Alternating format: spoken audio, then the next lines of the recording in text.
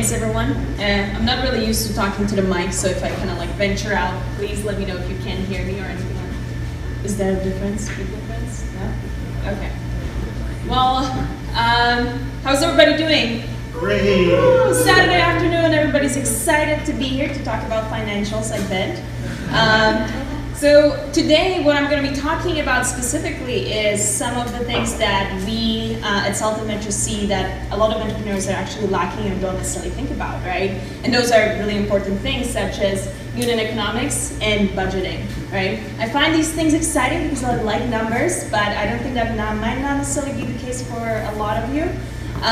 But whether it's exciting or not, it's something that any startup or any business actually needs to think about and look into.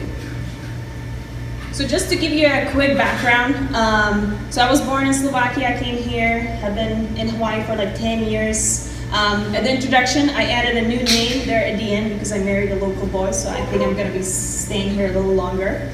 But currently I've been working for Sultan Ventures for the past 5 years, and I'm currently an associate. And we do have multiple initiatives, which I'm going to briefly talk about to give you an idea what we actually do. But through those initiatives, I get to get many roles. And one of them is also being a program manager for the accelerator program called Accelerate UH. And to be honest, just to put it up front, I have not started my own business yet, right? But I'm still waiting for that great idea when I can leave my job and like do the things that I love, but don't tell that to my boss, okay?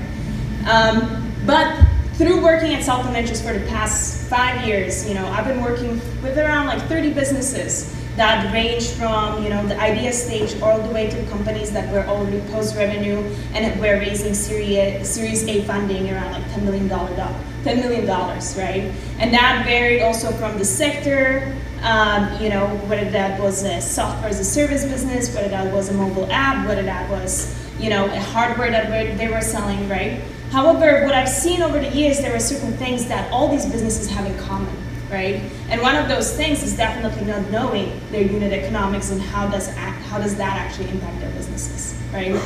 And on top of that, I find myself doing things like these, like this right here, like doing workshops and talk stories about our experience and things that we've seen in the venture ecosystem here locally at the startup ecosystem and things like that, and sharing the knowledge that I gained over the past 5 years, right? So, how many of you heard about Sultan Ventures before?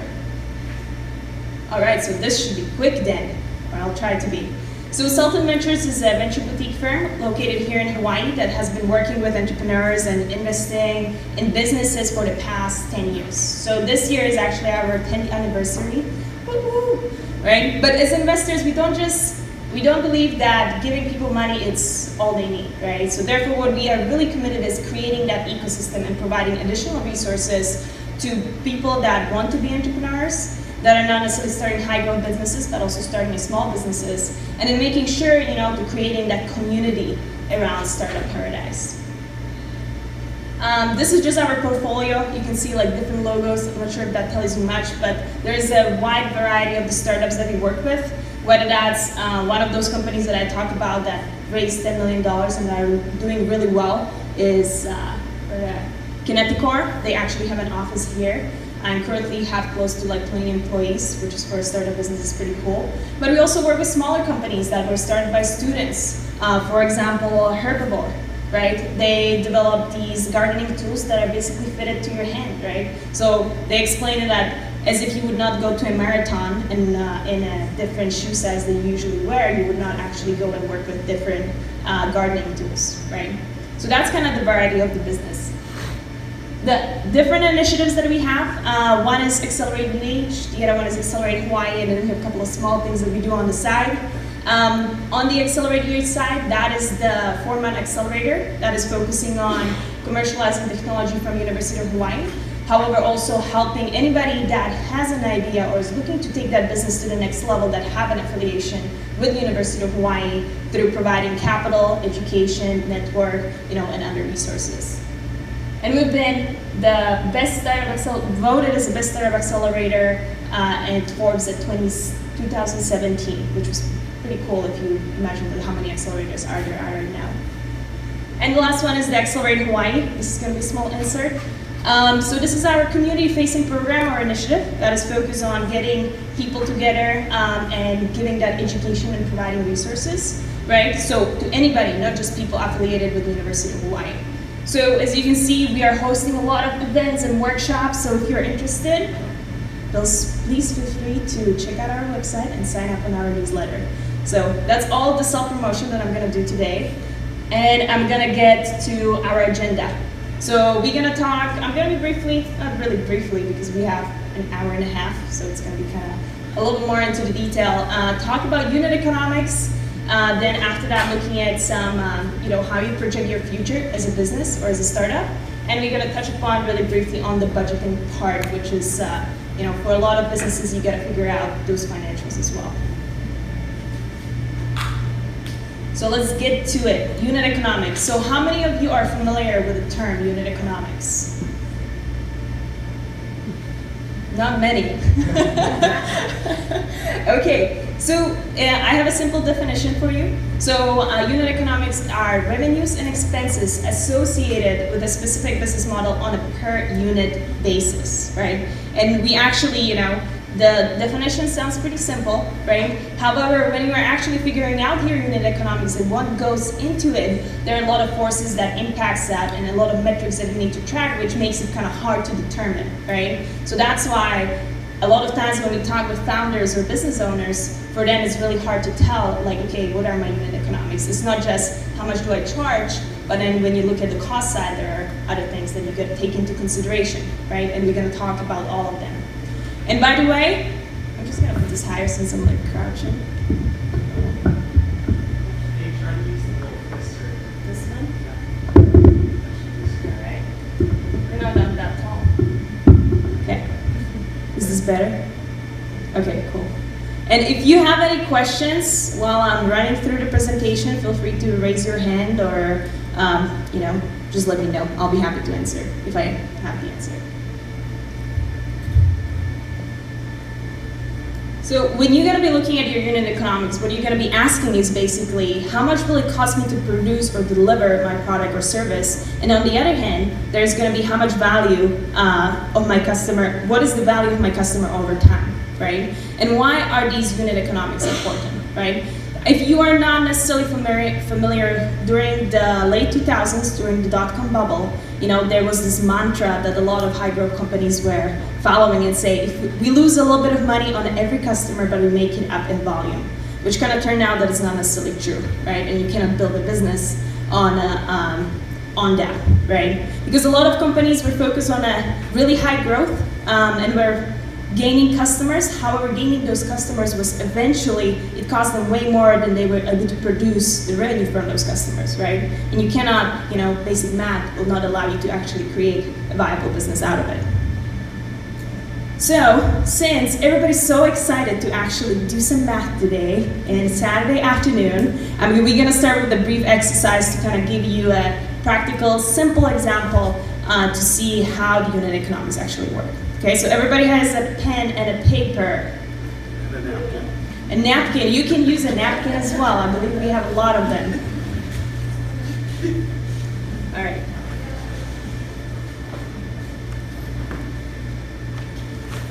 Awesome. All right. Well, actually, I know this is last minute. Do you have yeah, can I use?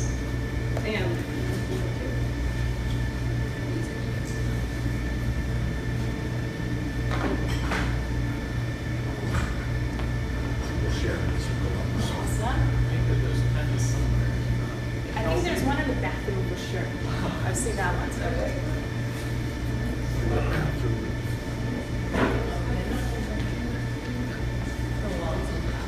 Yeah.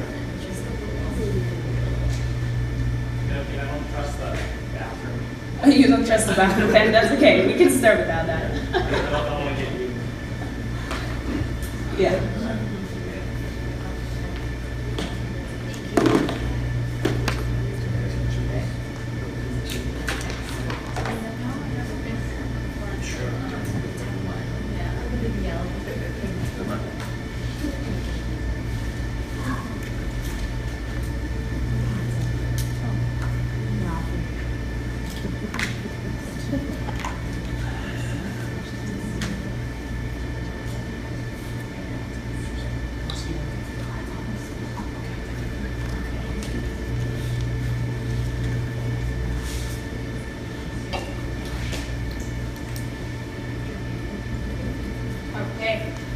So we're gonna start with the first simple problem, okay? We have a business and your overhead is around $1 million per year, right? That overhead expenses kind of include those that don't necessarily change with number of sales that you actually have. That includes, let's say, office fees, accounting, travel, most salaries if you have an admin person and people like that, or CEOs, CFO, and things like that. Then you have one customer that purchases a unit, whatever it is, for $10, right? So we have, here's $1 million, and I want to see everybody thinking about it when the math goes down, right? Then you sell one unit for $10, right? And now you sell 1,000 units a year. Does everybody know what's the difference between revenue and the profit? Right? So revenue, just the money that you're actually going to get from the customer. Profit, once you subtract all expenses, that's how much you're actually going to keep in your pocket, hopefully. So how much we have? $10,000 in revenue. Right? So how much is our profit? Or no profit? Zero. Negative. Zero profit, but we're going to be in the negative, right?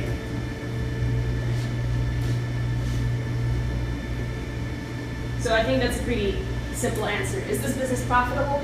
Absolutely not, right? But now let's think about if we have 100,000 units, right? How is that going to change it? Is the business going to be profitable? Okay. So we're going to be just do 1,000.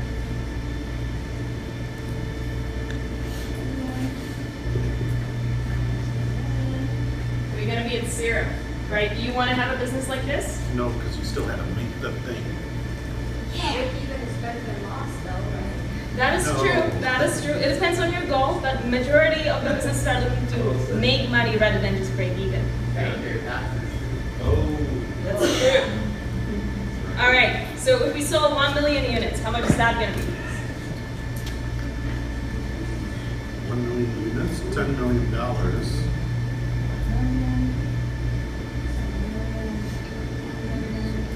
And we're going to come to $9 million, right? That kind of looks more like a business that you actually want to be in, right? Or at least I would like to be in.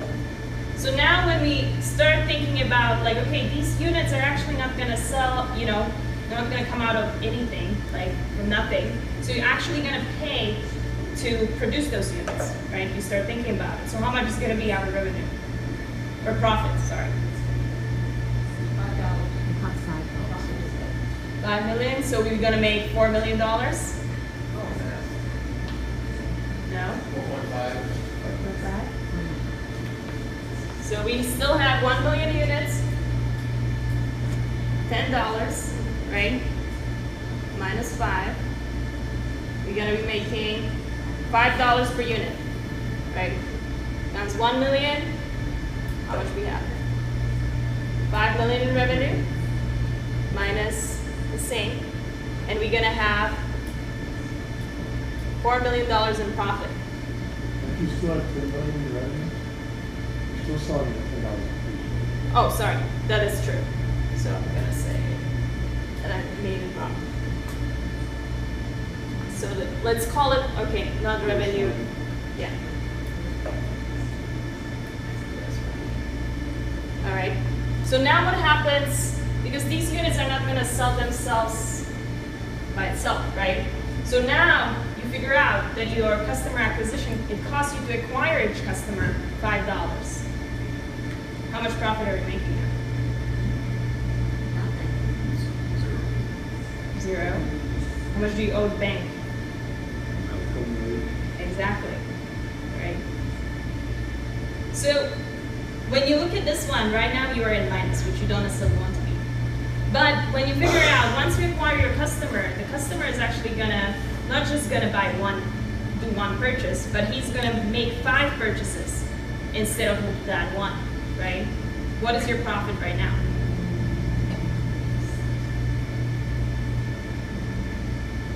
Everybody's doing mental math now? Gross profit. You're talking about gross profit. All the way. So if you go with unit economics, right? So let's focus on that. If you have one customer, right? Right now, your revenue per customer, it's not $10, but it's how much? If they purchase 5 times. 20? $50, okay. So then you also know that you gotta pay $5 to produce each unit. All right? So how much profit are we getting per unit now? 25? But then what are we gonna include in that as well? Customer acquisition costs. Yes, that's true, but on a per unit basis, right? So let's write it down. So from your customer, before you were just getting $10, right? And then if we stay with this one, okay, it actually costs us, we still need to produce those additional 4 units, right? So you're still gonna be making, at this stage, $5 per customer, right? So now we know that instead of making 1 purchase, that $5, they're gonna make 5 purchases instead of 1, right? So you're not gonna be making $5, but you're gonna be making $25. 5 times 5 $5. But one thing that you need to take into consideration, what a lot of companies don't, is how you're gonna acquire those customers, or that one customer that actually makes 5 purchases, right? So therefore, we gotta subtract the customer acquisition cost that you will have there.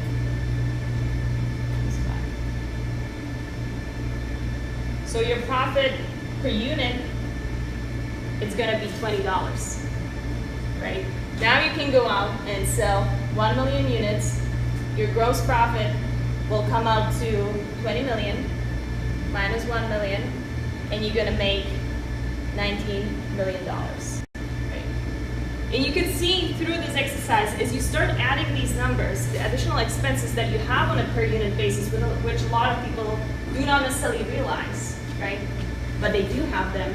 A lot of times, you're gonna figure out, like, it can vary from businesses being wildly profitable with making $19 million all the way to actually losing $1 million, right? Go ahead. That $20, isn't that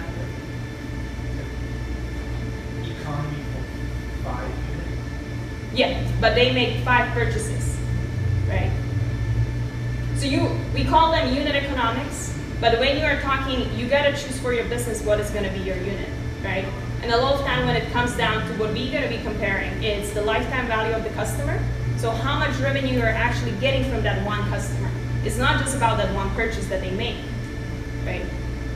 So your assumption then is that on the average, every customer that you have is going to make a minimum of at least 5 purchases. So that $20 then is your assumption all the way across for all the customers, for every customer.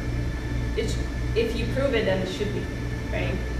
So we're gonna go more into the details about specific unit economics when you're looking at the lifetime value and customer acquisition, because those are usually the unit economics that we've seen that are hardest to calculate for people, hardest to figure out, but then have almost the biggest impact on your business, especially when it comes to, technology companies.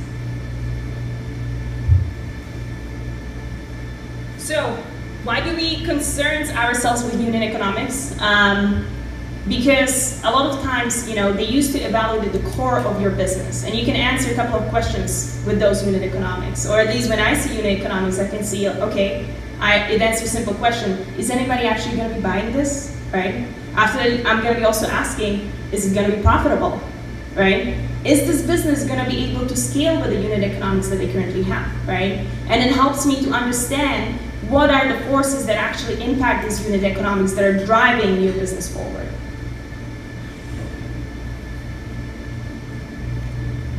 So, as I mentioned, when we're talking about customer acquisition and the lifetime value, right? So customer acquisition, we're basically answering a question of how much does it cost your company to acquire your one customer, right?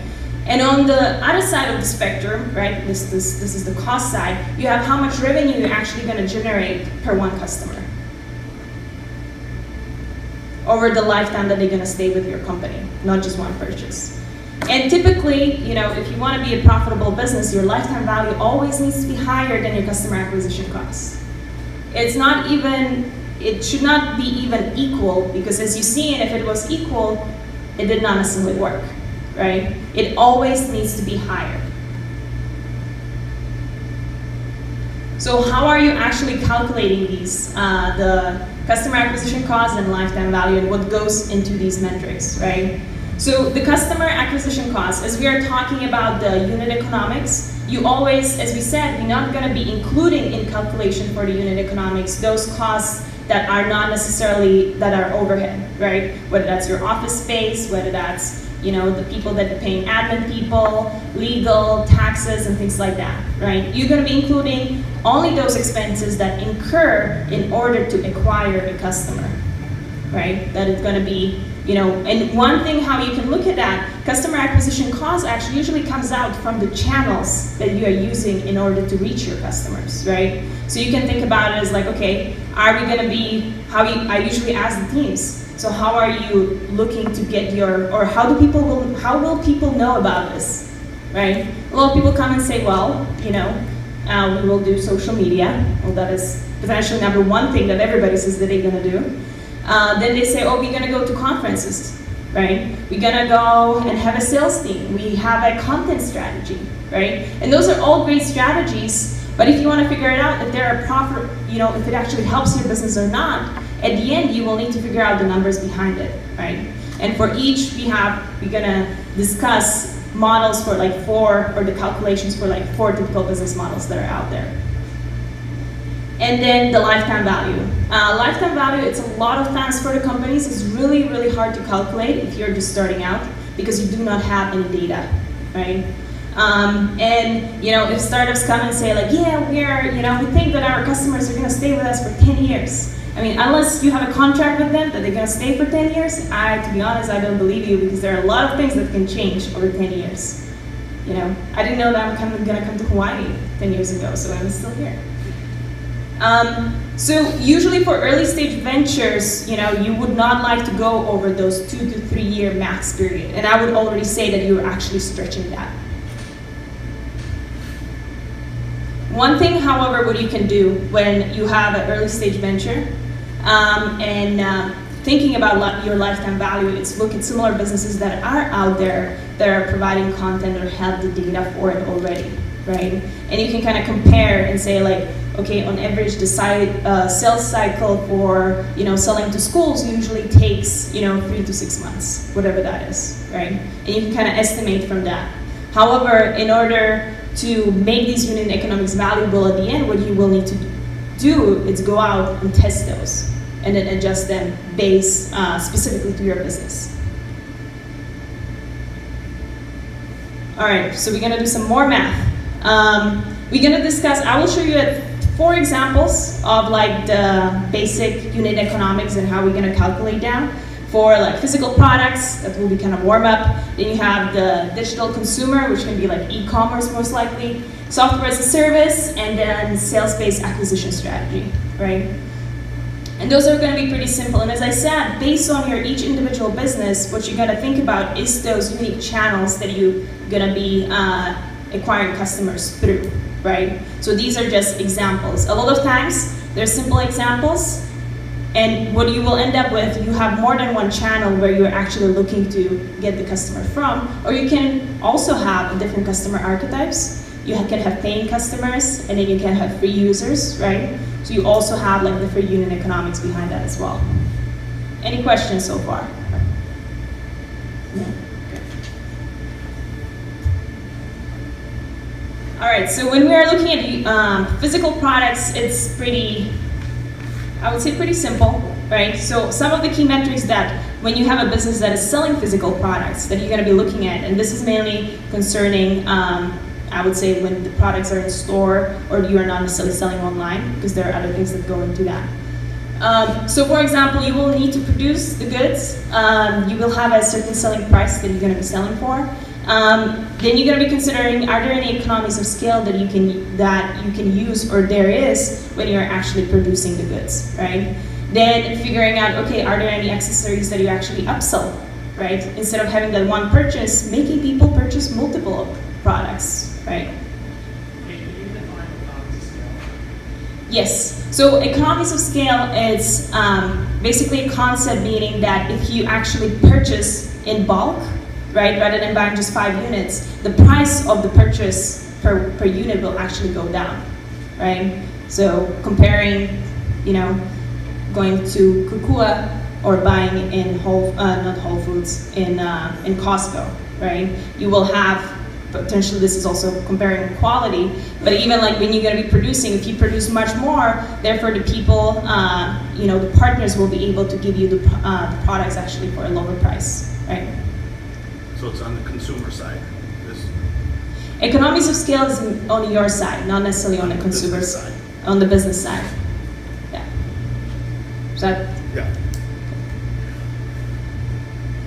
so here we have another example, right? So you are selling, let's say, guitars. Cost you, you're gonna charge $250. It costs you $150 to produce it. Your gross profit is gonna come out to $100, right? And then you're gonna spend $50 for marketing and $25 for sales, whether that's for the flyers or something else that people should come to your business. You figure out that your total customer acquisition cost is $75, and you're gonna calculate that your net profit is $25, right? It's pretty simple. One thing what you can do with unit economics once you have the data, you can figure out on how you can tweak these numbers in order to help you achieve a higher profit, right? So for example, on the revenue side, what you're gonna be looking at, it's gonna be upselling, right? As I mentioned, can you sell them something different? How can you bring them back so they actually come back and purchase more things, right? Have certain warranties so people will be willing to actually come back and, you know, buy more stuff or not return your products, or any like replacement parts that you can actually sell, right? And then on the business side, on the expense side, you have that economies of scale and seeing if there's anything that you can do, right? Such as purchasing in bulk mainly. Any questions about this one? Nope. All right. Then when we look at digital consumer, right? This is where it gets a little bit more complicated. And I think even if you have these days like a physical product, one of your channels is definitely going to be digital, or it should be if it's not.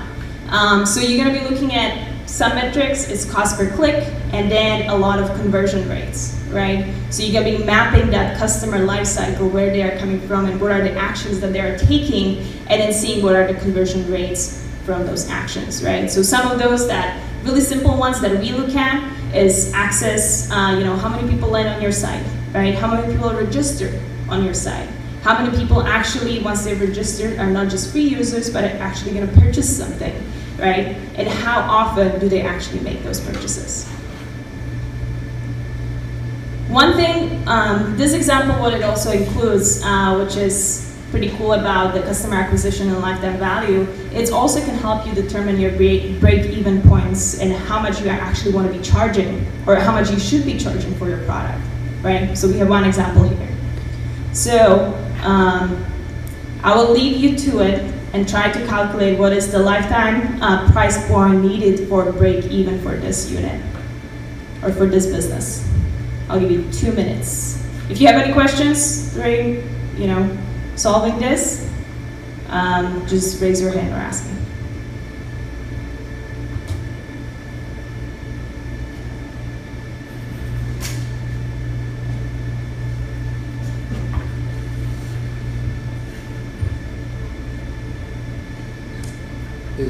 Is a purchase 5% of the registered or 5% of the visitors? Purchase is 5%. What is this one? Yeah. Of the register.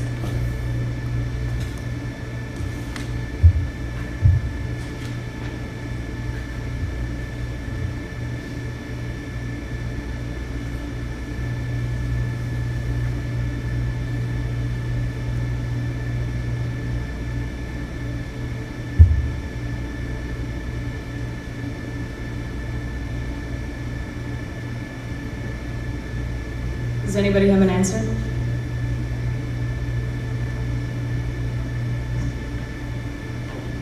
$100? That is correct. would you like to showcase or walk us through your process, how you get to those $100? The customer acquisition cost is $50,000, so we got to cover that. It's 500 customers, so 500 times 100 is $50,000. Exactly. Did everybody got that? Right? So we were, otherwise if I would switch this question, I would just ask you, what is your customer acquisition cost per customer? Right? And then you can figure out that, you know, your lifetime value to break even, right? If those two numbers are actually equal, it will need to equal to $100, right? So that is one of, oh, go ahead. Does it mean like Sorry? comfort to purchase? How many of those customers actually, that registers on your website will actually buy something from there? So they're converting to purchasing customers. Whoops, sorry. And the purchase of 5% So from those 10,000 customers that registered on your website, 5% actually bought something, right? And those are the ones that converted to purchase. Right?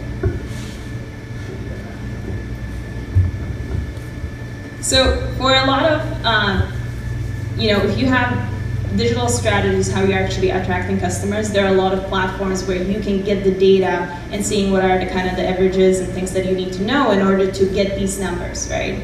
And a lot of times what we also tell our teams is test those strategies. Because a lot of people come here and say like, yeah, I'm gonna do social media and my cost of acquisition is gonna be 50 cents per customer. And they've never done social media. And if you've done social media, you know, you've got to be really good in order to get 50 cents per customer, right?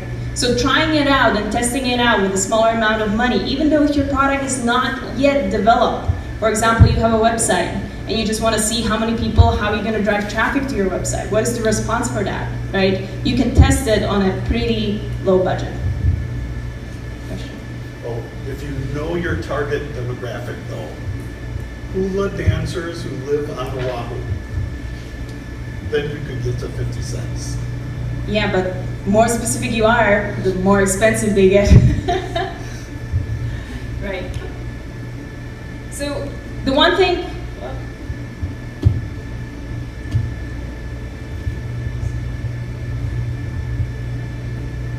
that you can do when you have a digital customer, right? So in order to increase your revenues, what you can focus on are those purchases per year or optimizing those conversion rates, right? Or then you should consider potentially raising your price points as well.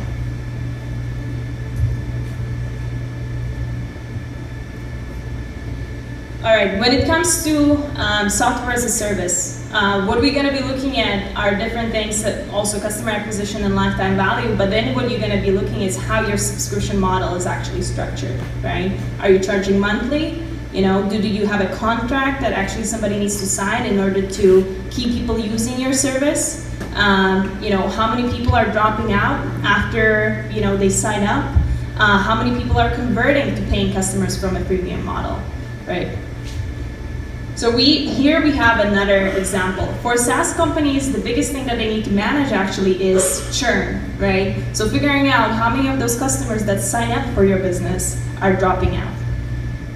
So as we can see, or you have churn, and the other way to say is what is your retention rate, right? So if you're gonna retain 80% of your customers, 20% it's gonna be, you know, 20% of the customers actually churn, right? So here we have another example or walkthrough, you know, how for SaaS business you would actually calculate, you know, what is your total lifetime value and what are the things that you actually need to tweak with that. Is it kind of pixelated?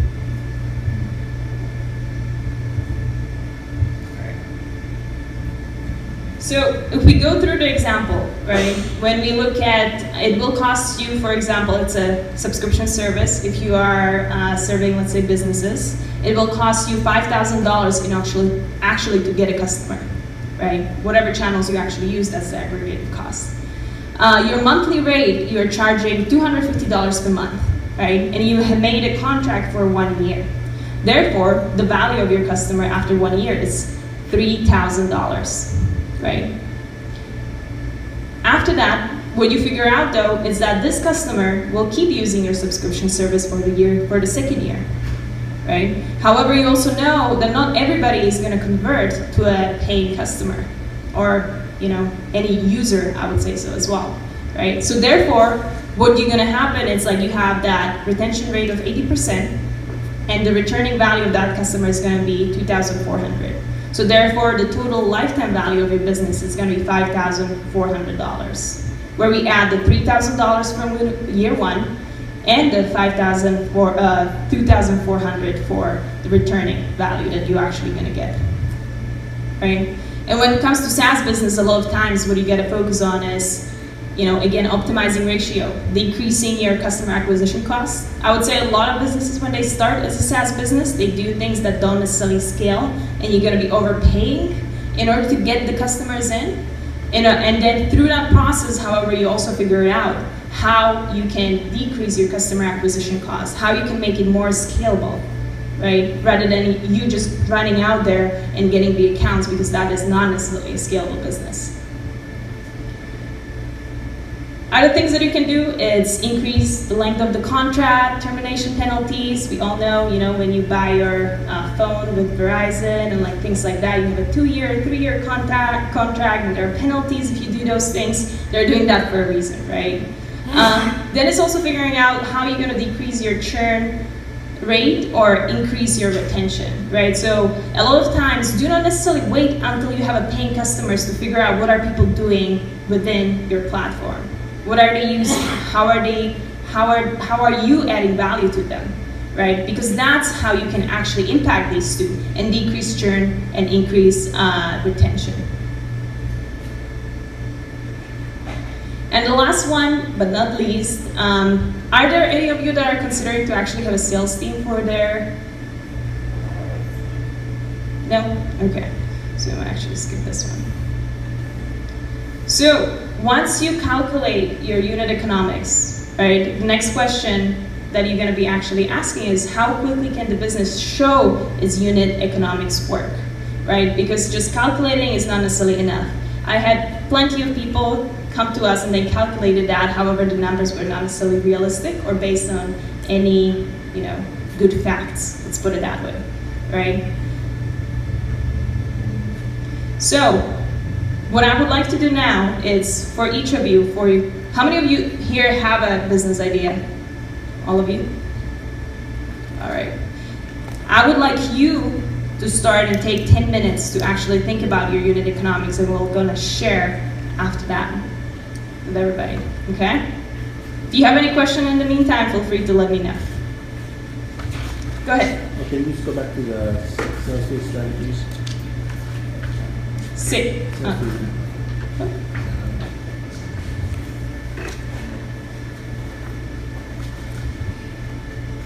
All right, I'm giving you 10 minutes max.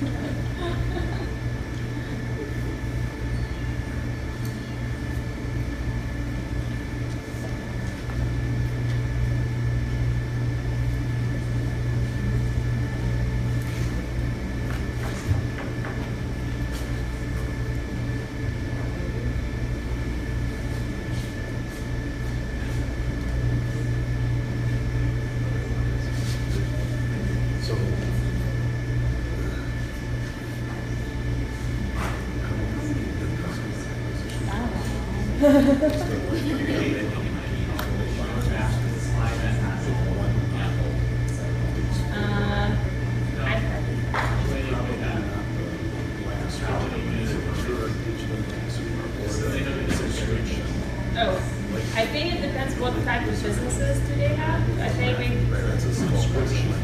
can keep for SaaS, or I think anybody who would like me to go to a different slide, just let me know if you will need help with that.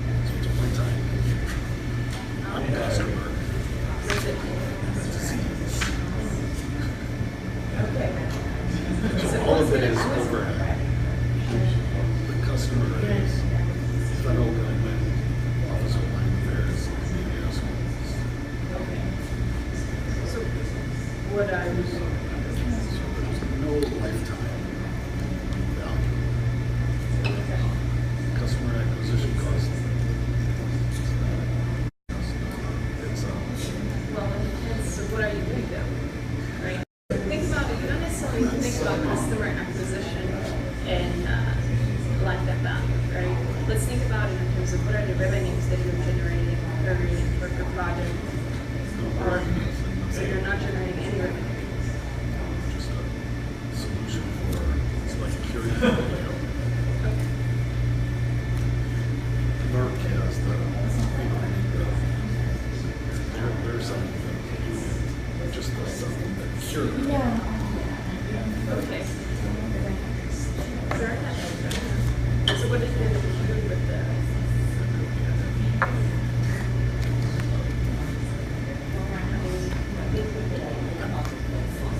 But then I can answer this, customer acquisition cost per hobby. Well, maybe you should practice that. I'd see what that is.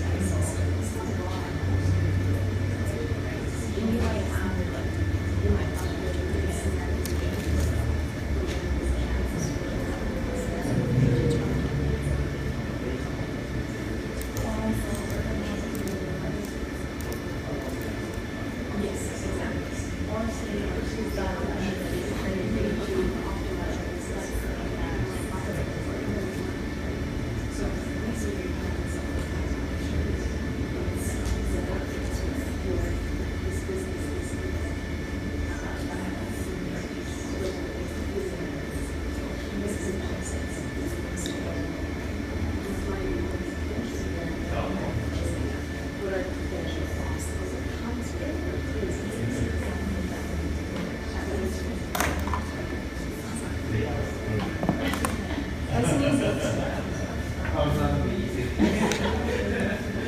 I can start.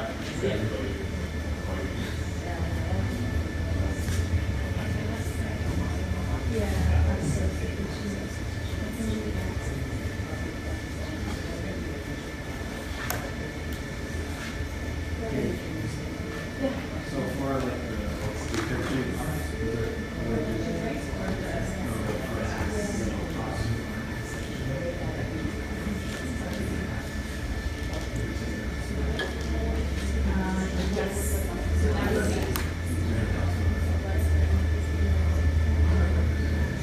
That would be, so that would be actually a part of the key element of the value. So you would add like whatever they would actually, you know, should get that customer. Oh, yeah. So you might figure out that, okay, you know, this customer is not your service, however, so therefore, we're gonna figure out, okay, in order for every customer to actually come down, what I'm gonna do is we will spend, you know, the customer will spend 2 hours of customer service, is how we will pay for customer service. You will be, you know, customer service, real customer service on us. Does that make sense?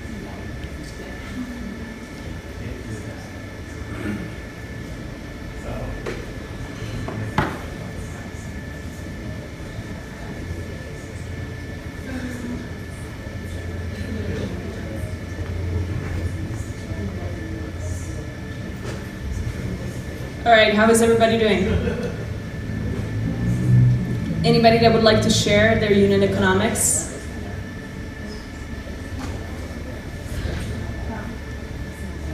Nobody. How surprising. All right, but now I'm just gonna pick somebody, so you guys have a chance to volunteer and save the group.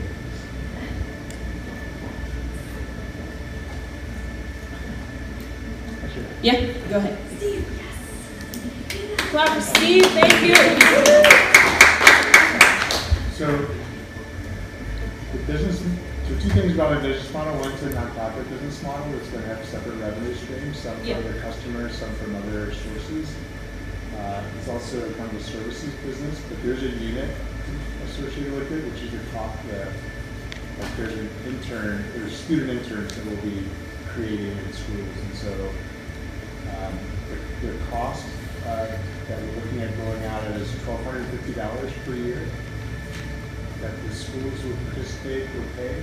The cost of goods, which is just the hard cost associated with it, is $1,000 per student, roughly. We're looking at having 50 of them for next school year. So the gross profit of that would be $12,500. And there's an overhead amount of about $50,000, and that's our customer acquisition cost is in that number. It's really just the sales effort, which I'll do largely. And then there's some travel and some other expenses in that number. So that's a profit of negative $37,500. No, but I'm asking for money. So we're raising money to cover that piece of it in the first year. It won't be profitable. It's not designed to be. But then by the time we get to 200 students, 200 interns, the same amount will be a break-even number. So at 200, that covers the $50,000 overhead.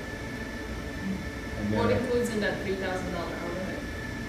the $50,000 overhead? Oh, 50, sorry, 50,000. Largely it's travel, there's some marketing costs, there's some legal costs, a little bit of cost for facilities, just to have a place to work. So it's pretty minimal. Would those marketing costs be related to acquiring new students? Yes. Yeah, I just didn't break them out as separate customer acquisition costs, so yeah. I think a lot of times it's useful to do that also, to seeing like, okay, you know, just for your own management of the business and figuring out like, okay, what are the more not necessarily useful, but what are the more better strategies that you're using and comparing those, right? Or what are the things that you can do better? Because that is the main point of the unit economics, right? You set the unit economics and then you're going to figure it out. How can I tweak this in order to make my business stronger, better? How can I be more effective, right? Like we're doing things like trying to get this discount on the cost of the technology that we use, but we're basing the $1,000 as at like full price. So Yeah. as we get discounts from providers, that'll lower the Yeah. cost. Yeah, that's pretty good. Thank you.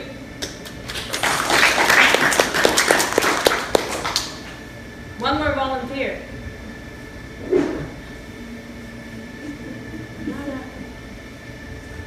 All right, ladies, I see you laughing there. What about Ruby, want to share? Oh gosh, well, I actually did this exercise when I did your startup class a couple years ago. So you should be perfect in that. Well, I thought you were going to be the it first wasn't one to raise your hand today. Well, I don't have those figures off the top of my head, but it wasn't pretty. You know, I've got an inmate art project, I'm selling a card, let's say, I'm selling, inmate art, whether it's in cards or different types of products. So my marketing costs are pretty much going to be my cost of acquisition in terms of getting people to know about the venture and then actually going on our website and purchasing something. So I just did, like let's say putting a Facebook ad or something like that. The cost of getting the word out, that's my biggest challenge right now, is trying to get the word out. So I don't know. I mean, I could start with maybe a minimal budget of just getting some Facebook like boosts or something like that, or I could go all out and do Facebook ads, where I get a certain cost per click for each person that clicks on the ad. So it was hard for me to lock down like a very specific figure because it would depend on what the scale of the marketing would be. And that's where I was having a challenge. I couldn't come up with an exact number. But either way, my cost of acquisition of the customer was going to be fairly high just to get the word out. Yeah, and as I mentioned, a lot of times when you're going to start doing things in order to compare the unit economics that you set up, right, and bringing it close to the reality, because you are starting a business and you are not necessarily as efficient in your practices, right, what's going to happen that customer acquisition costs and potentially the lifetime value, especially customer acquisition costs, is going to be way out of the, out there, right? However, you need to go through that process because you are not going to bring that customer acquisition cost lower or figure out what works and what doesn't if you're not going to track it, and then if you're not going to tweak it and figure out different ways what you can do, right? So that is why, like, for a lot of founders, even though when you're just starting a business, right, what we when we invest into the companies, what we look into is like, we ask about unit economics and all those numbers. How much you're charging per customer? How much does it cost you? How much does it cost for your salespeople to actually go out there? How much is your sales cycle, right? How long does it take to, put up these ads and things like that, right? So those are all things that we actually take into consideration when making these decisions and seeing if this is actually a viable business, right? There are a lot of businesses, if you track the unit economics, what you can figure out is things like, what are the things that are going wrong, right? If you figure out that through the efforts that you are doing now, your customer acquisition cost per individual is still going to be $300 and you're going to get $10 from them, are the individuals the people that you want to target? Maybe it make more sense to go for businesses where you get higher selling price for that, right? And the retention is there higher, right? So those are all kinds of decisions that you can make on navigating your business when you are looking at those numbers and when you're tracking these numbers. One of the things that I think of, and I know I'm in that position, I would suspect maybe others are, but when you're first starting out like this, you're starting out at what we call guerrilla marketing, where it's like either you're just selling the stuff out of the back of your trunk or car trunk or something like that, which I don't know how you can monitor, how you can put a value on those types of marketing practices? I mean, how would you So give me figure out an your- example of guerrilla marketing, right? I know what Going door to door, so with our project during the Christmas season, we took a bunch of cards and we went to public safety and we knocked on the office doors and we sold cards. You know, so that's guerrilla marketing. I mean, we didn't charge, we didn't have a salesperson do it, we were the salesperson.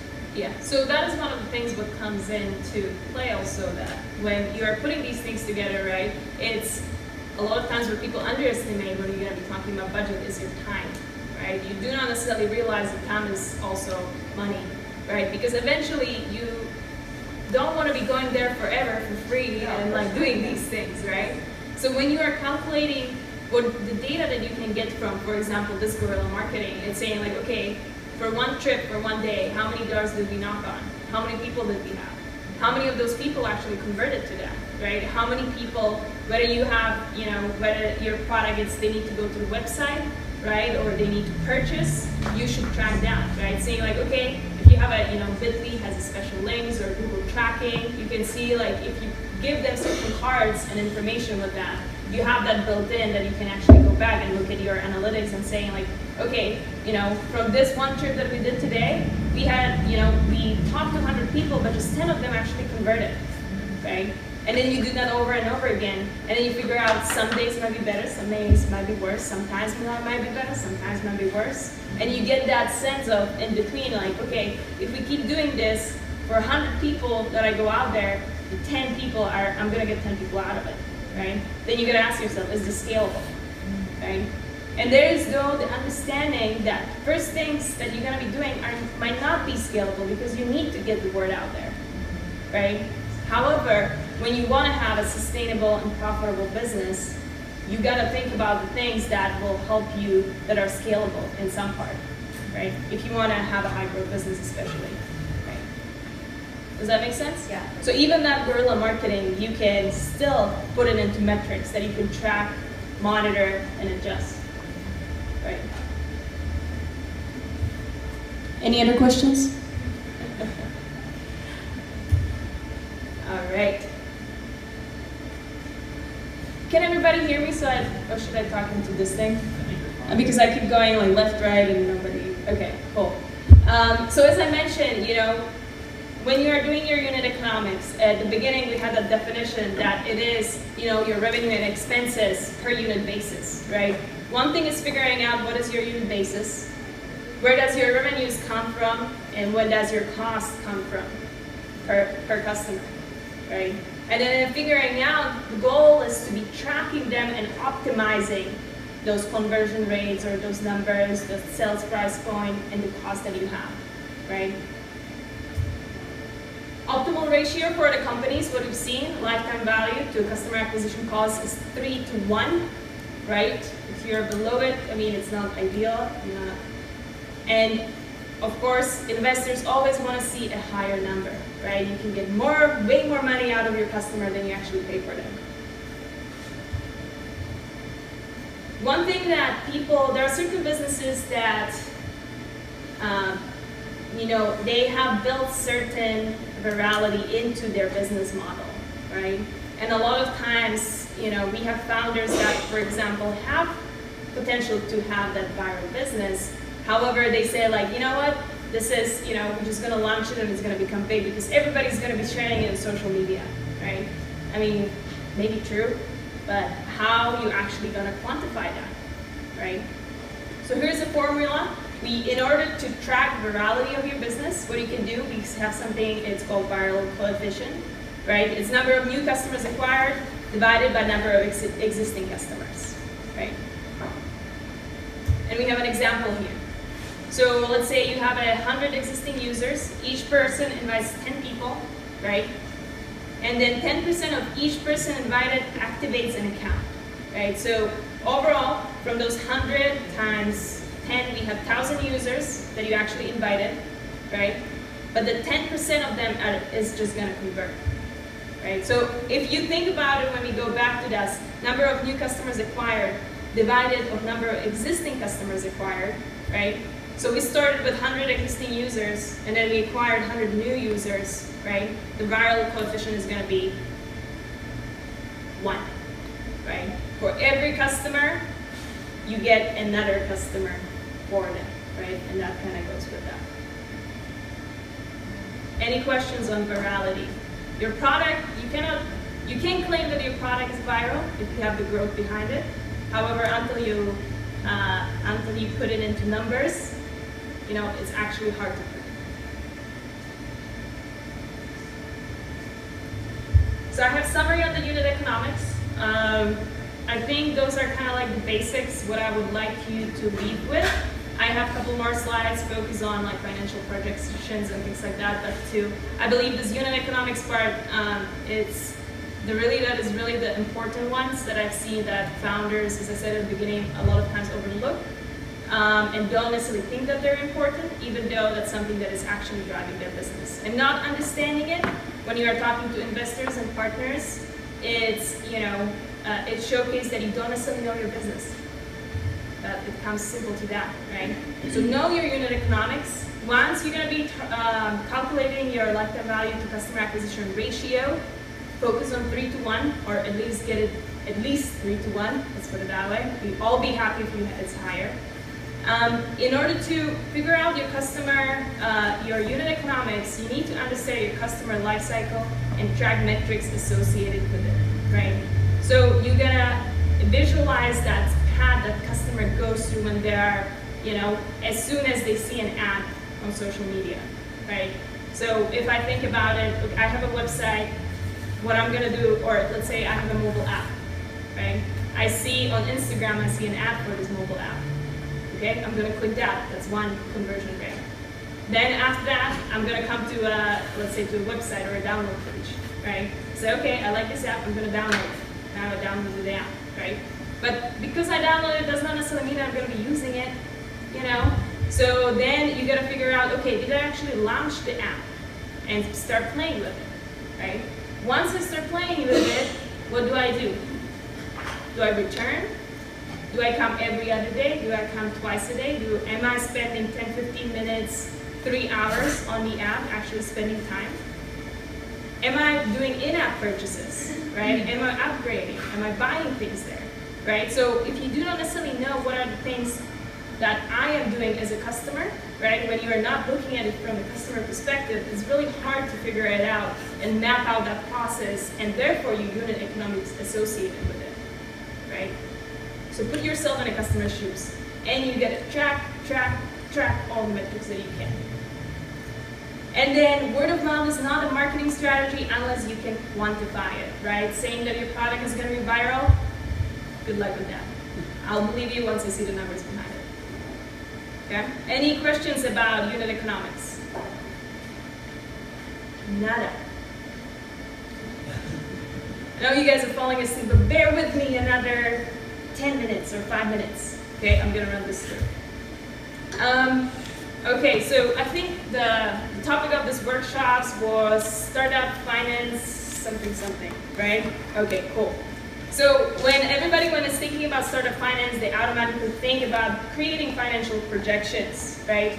Which is something that you need to do, but when you're at the beginning of your business, there are certain things that might matter a little bit more, or knowing a little bit, and matter to know a little bit more, such as your unit economics, and creating your budget first so you don't run out of money before you even start your business, right? But when it comes to projections, we have a lot of founders complaining why they need to do that, because, as it says here, financial projections are essentially made up numbers that have nothing to do with your real business, right?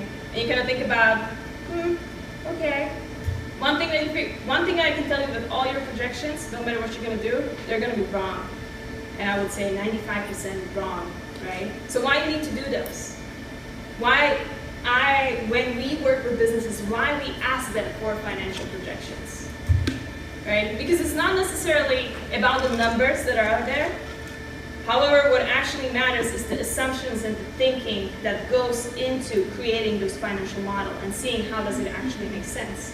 I know you're not going to make exactly $5 million in revenue in year 5, but I might see, is he on the, or he or she, are they on the right track? did they consider certain things that need to go into that? Are they realistic about these things, right? How is the business going to be changing year over year over year, right? Do they know that when they have more sales, do they need to hire more people, right? Are those realistic numbers, right? So it's a lot about the assumptions and the way that you think about these numbers, which is more important sometimes, right? And talking about the early stage companies, rather than actually what are the exact numbers that are within your financials, or within your, not in your financials, but your financial projections, right? When you are making assumptions, it doesn't matter how nice your financial model is gonna look like, but if it's garbage in, it's garbage out, right? I've seen models that were beautiful, and I like working with financial models as well as Excel, so I see really nice ones. However, when you dive into the assumptions, it doesn't necessarily make sense. Kind of the rest of the numbers, the results don't necessarily make sense either. So when you are looking into your, I would say, first diving into your unit economics. After that, the other thing that I would say that is really important is to figure out your budgeting, right? And that is figuring out, one, analyze your source of income. Okay, where's your money actually coming from, right? Adjust your income by sales cycles, right? So figuring out what are your sales cycles, that will be another thing. Gathering all your expenses that you have.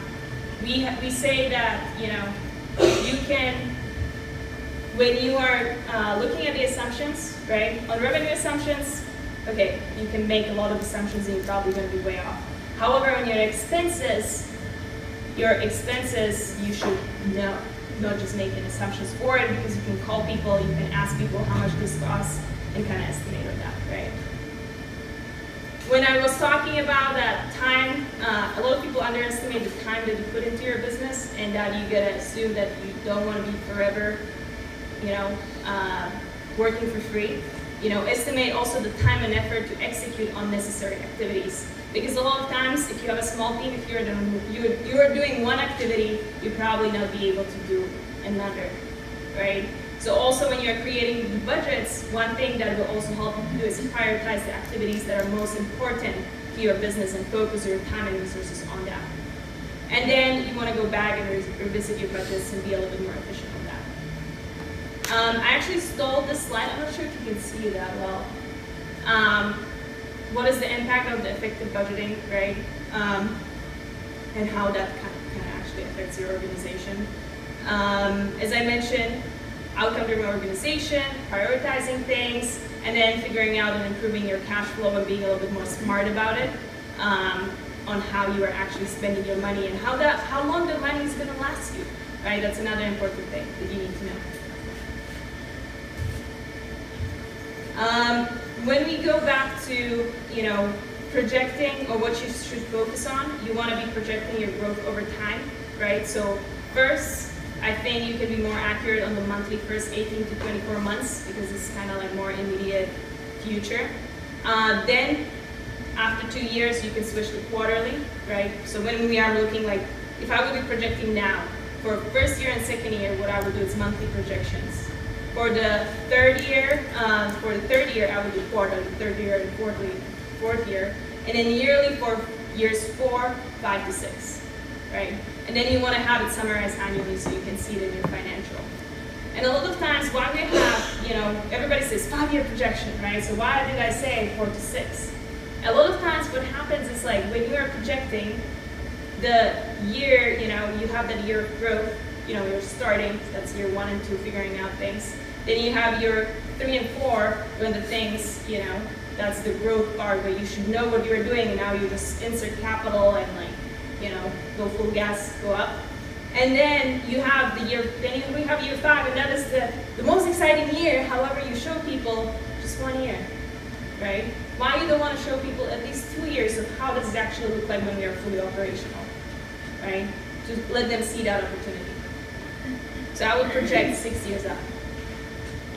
If you're doing spreadsheets, I've done both, start from scratch. There are different pros and cons for both. If you're starting from scratch, it's a really great exercise for you to understand how your finances and how are the different things actually are affiliated with each other, right? So understanding your business model. It takes time. However, I would say I would prefer, you know, for a lot of founders, I tell them like you should actually try to put some work into figuring it out from scratch if you can. And then there are the templates, right? It depends how different is your business from other businesses. There might be a template that completely fit your needs. However, one thing that goes with that when you look at templates is like when you want to adjust something, it's really pain in the butt, right? So think wisely.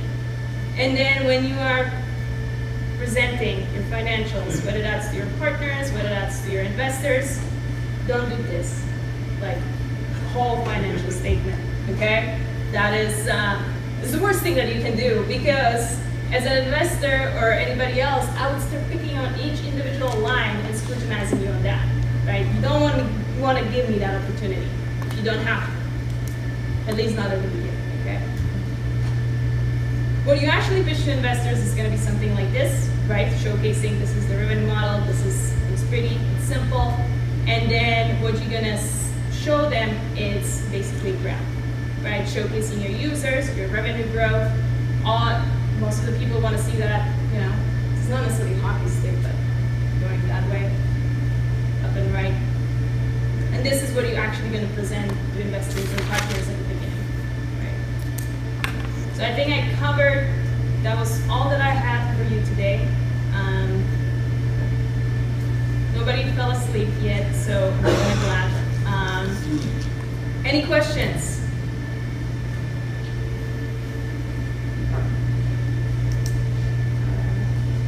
When did you start preparing for your first revenue model? When do you start preparing for your first revenue model? Because like we don't really have a tangible startup or a product yet. So everything's kind of on the air. How should we start? I think when I would start is once you validate that there is a need on the market, and then I would figure out, okay, when there is a need, are people willing to pay for it, right? That is naturally the next step that I would look into, right? So first, testing if whatever service or product or whatever you are doing, actually people want, and then seeing, okay, if they want it, then you start thinking about, are they willing to pay for it, right? And that is when you start thinking like, okay, you will start talking to them and asking how much they're willing to pay. How are they, you know, what does make the most sense in order to, what is the revenue structure that I'm going to be having, the revenue model, right? What are other people doing? How am I different, right? Things like that. So I think a lot of times, I'm not sure, have you used the business model canvas or like things like that? Okay, cool. So you'll know then. But it's good at the beginning to get it mapped out, the big picture, so you know which direction you are going, right? But in terms of like actually actively figuring things out, that will be after you validate your business model. All right, cool. Thank you guys. Gals.